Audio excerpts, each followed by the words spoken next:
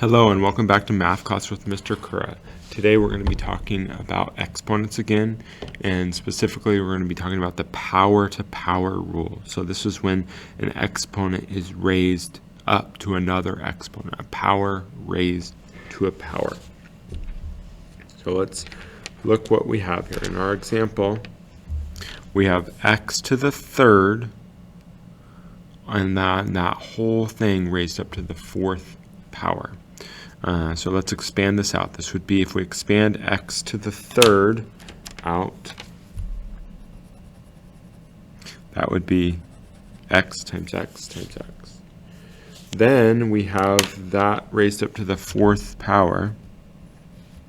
So then we would write x times x times x 1, 2, 3, 4 times.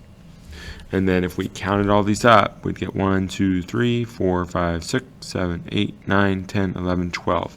So this whole thing would be equal to x to the 12th. So you can see that it's important. This rule is very helpful because that's a lot of x's to count and maybe mess up if you don't write it out exactly right or count it exactly right. So if we know this rule, it's very helpful. It tells us it says first multiply m times, then you have to do that n times for a total of m times n. So you multiply the exponents together. 3 times 4 gives you the 12. So whatever power is raised up to another power is you multiply those together, and that's what your answer is going to be, your simplified form, x to the 12th. So let's take a look here.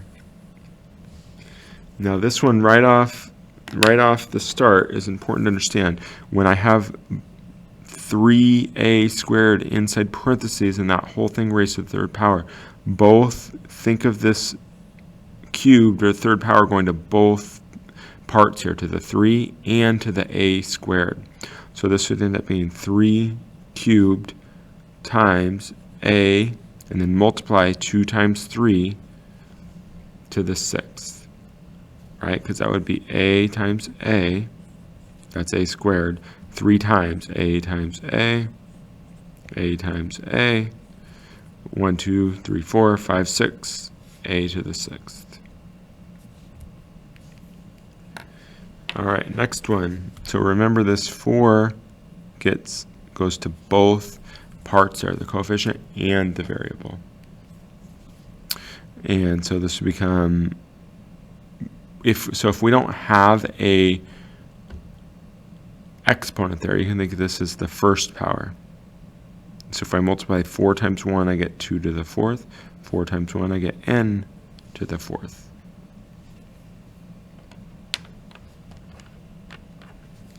Okay, so remember, lots of practice with these, having to have the exponent go to both parts of the expression there. So 3 squared times x, 4 times 2, 8.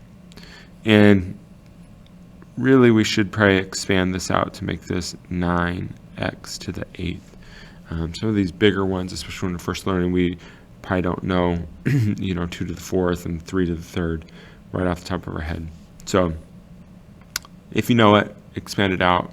If not, you can leave it like this for now as we're learning this.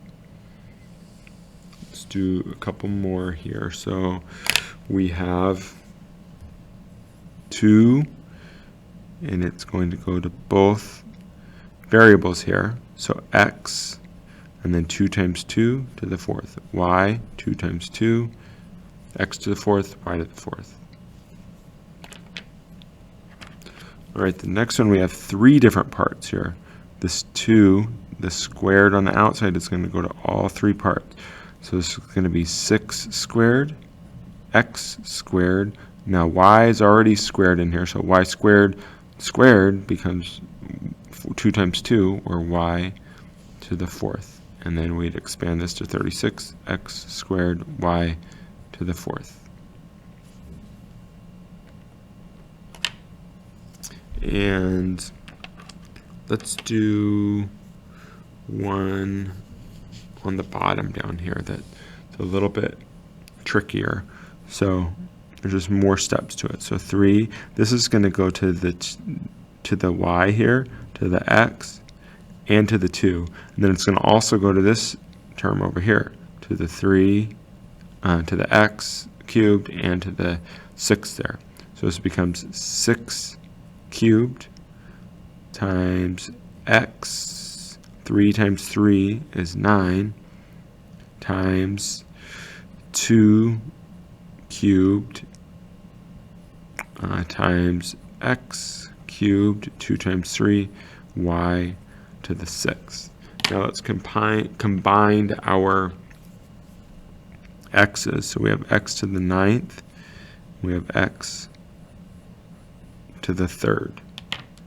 So we can write this as 6 cubed times 2 cubed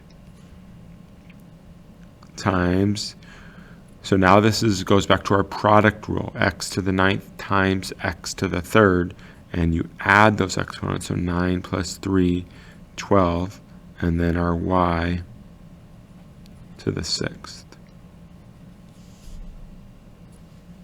We could simplify this further by figuring out what 6 cubed and 2 cubed is and multiplying those, but for now, that's not what we're focusing on, so we're not going to do that.